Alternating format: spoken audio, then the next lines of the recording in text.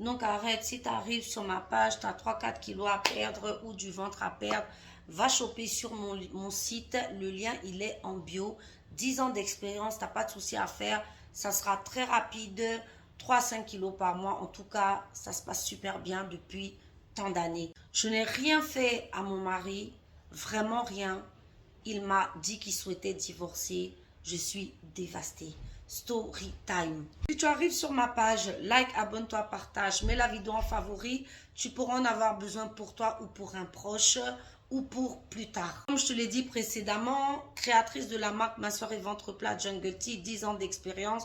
Donc si tu as du poids à perdre après grossesse ou non, ou du ventre à perdre, que tu sois un homme ou une femme, va choper, le lien, il est en bio. Créatrice aussi de la marque Cheveux Marron Noir.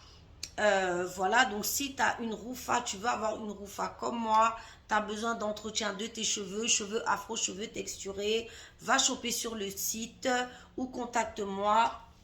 Voilà, je m'occupe de toi. Moi, je suis un peu émue parce que cette histoire vraiment est traumatisante. Voilà l'histoire de cette dame. Donc, c'est une dame qui nous explique qu'elle rencontre son gars dans les années 2000, 2010 par là. Elle est encore étudiante et tout, et lui aussi.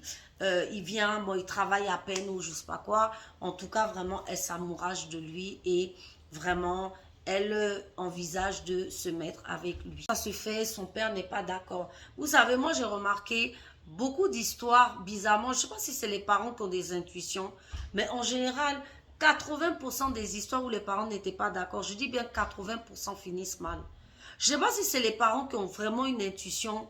Écoutons quand même l'avis de nos parents. Je poursuis l'histoire. Donc, c'est comme ça qu'elle rentre en mariage, très contente et tout. 3 enfants, vraiment, tout se passe bien jusque-là. Vraiment, tout est super. Quand elle constate la 4e grossesse, son mari se met dans tous ses états. Il dit même que l'enfant n'est pas de lui. En tout cas, il ne veut pas de cette grossesse. Donc, vraiment, elle commence à vraiment être seule, abandonnée dans le couple. Elle sent que vraiment rien ne va plus. Elle a failli même d'aide à l'hôpital tellement l'accouchement était rude. Mais finalement, elle a réussi à mettre au monde cet enfant, Dieu merci. Mais elle a senti que son mari s'éloignait.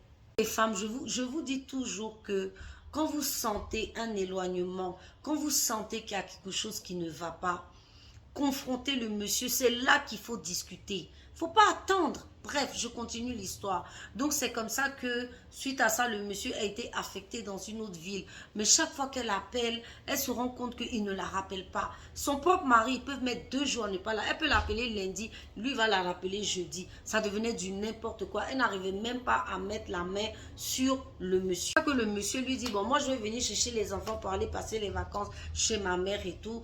Et c'est comme ça qu'elle dit qu'elle apprendra plus tard que par les enfants qui lui diront, ah maman, chaque fois que tu appelais papa, papa et mamie et tantine, enfin la nouvelle copine, se moquaient de toi. Donc c'est là que, voilà, elle a entendu un peu les bruits. Voyons vraiment que la situation est insupportable parce que le monsieur ne répond jamais au téléphone.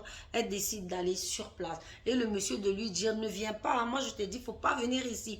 Et elle a dit, moi je vais venir. C'est comme ça qu'elle est arrivée dans la ville de son mari par le train. Et elle a décidé, en fait, de le voir. Bon, donc, qu'est-ce qu'elle fait? Elle appelle le meilleur ami du monsieur. Et quand le meilleur ami du monsieur la voit, par tristesse, enfin, il fait la tête comme ça. C'est-à-dire pour lui dire, c'est pas la peine, quoi. Vous savez, voilà. Pour lui dire, mais vraiment désolé, quoi. Et c'est comme ça que le mari, le meilleur ami lui montre le domicile. Le meilleur ami lui montre le domicile de monsieur, mais lui dit avant tout, j'ai besoin de te parler parce qu'il faut que tu saches 2-3 choses. Elle lui dit quoi? Et c'est là que le meilleur ami va tout lui dire. Qu'en fait, il a une nouvelle copine qui vient souvent chez lui avec qui il a déjà eu un enfant. Donc voilà, je préfère que tu saches, je préfère t'informer de la situation. Donc c'est comme ça que son mari, ayant su qu'elle était venue dans la ville, ne s'est même pas déplacé pour aller la chercher à la gare et tout. Non, non, non. Rien à foutre, il est rentré directement chez lui. C'est comme ça que la dame, dès le matin, près à 5 heures, parce qu'elle voulait surprendre l'autre sur le champ, décide de débarquer à 5 heures du matin au domicile de son mari. Parce que c'est son mari légal. Donc, à 5 heures du matin, elle frappe à la porte. Elle frappe à la porte. Il ouvre la porte. Il dit, oui, qu'est-ce que tu veux? Comme ça qu'il répond à sa femme, qu'est-ce que tu veux? Elle lui dit, mais qu'est-ce que je veux? Comment je te dis que je venais? Donc, elle prend sa valise et elle essaie d'entrer dans le feu. Et vraiment, les filles, franchement. Non, mais vous savez, franchement, apprenez à lire entre les lignes. Ça vous évitera la honte. Donc, c'est comme ça que elle force pour rentrer. Elle force pour rentrer. Et en forçant pour rentrer, le monsieur aussi grand de taille la jette dehors. Donc, c'est comme ça qu'il la jette dehors. Il lui a dit, je t'ai jamais dit de venir ici. Viens, je te raccompagne à la maison, dans son domicile à elle, et on va discuter. Comme ça qu'il la ramène dans le domicile, ils reprennent le car pour aller dans sa ville à elle. Et dès qu'ils sont arrivés, il la fait asseoir, il la regarde droit dans les yeux pour lui dire, je veux divorcer. Elle nous dit qu'elle n'a rien fait. Elle nous dit qu'elle ne sait pas ce qu'elle a fait. Mais qu'elle est restée choquée. Elle l'a regardé comme ça et lui a dit, ah bon? C'est comme ça qu'il a mis fin à la relation. C'est pour ça que je vous dis les femmes, déjà moi en ce qui concerne ton histoire, j'ai plusieurs points à relever. Le premier point qui aurait dû te mettre la puce à l'oreille, écoutez bien les filles, c'est quand il a commencé à te dire que l'enfant n'est pas de lui. Le quatrième là, il ne veut pas, il ne veut pas de l'enfant. Vraiment, tu as accouché presque seul, presque. Déjà là, c'était un signe de désaveu. C'était un signe qui t'avait déjà désavoué. Mais toi, tu n'as pas su le voir peut-être, ou tu n'as peut-être pas voulu le voir. Parce que les filles, des fois là, vous ne voyez pas, mais aussi vous ne voulez pas le voir. Quand un homme devient désagréable avec vous, quand un homme devient limite méchant avec vous, quand un homme devient limite atroce avec vous, c'est qu'il n'y a plus d'amour. Donc vous le confrontez, vous le mettez au pied du mur. Et même s'il il nie et qu'il continue à être méchant, c'est à toi de prendre la décision. N'attendez pas forcément que la décision vienne de lui. Voilà, lui, il a eu le temps de bien faire sa vie, alors que toi, tu aurais pu partir depuis belle lurette. Voilà. Franchement, quand tu es parti le trouver sur place, bon, c'est vrai qu'il aurait pu, par respect, sachant que tu es sa femme, ne pas réagir comme ça. Mais regarde comme il a réagi avec méchanceté. Il y a des hommes qui sont méchants, les femmes. Préservez-vous. Ne vous dites pas que parce que c'est le père de vos enfants, parce que c'est votre mari, il aura des limites. Les hommes là, quand ils aiment une autre femme, ou bien quand il y a quelqu'un dehors, ils perdent la raison, ils perdent la tête, ils peuvent vous faire du mal. Parce qu'il n'a plus la conscience. Je veux dire, le cerveau, il est descendu. Le cerveau est dans le kiki. Le cerveau n'est plus dans la tête. Parce que moi, je ne peux pas comprendre une femme avec qui tu as eu 4 beaux enfants, tu puisses la traiter comme une moins que rien. Tu vois. Et aussi souvent, il y a des femmes, quand elles arrivent à ces périodes-là, où on les traite comme ça, c'est elles qui sont malheureuses, c'est elles qui restent dans le dégoût, c'est elles qui restent dans... Parce qu'elles ont mis tellement de confiance qu'elles se sentent désemparées. Les filles, réveillez-vous. Si ce n'est pas lui, ça sera un autre. Accrochez-vous. Moi, je parle à des femmes qui ont déjà vécu ce genre de situation où on les a abandonnées. Dites-vous bien que la manière dont il vous a vu et il vous a aimé, là, quelqu'un d'autre va vous voir et va vous aimer.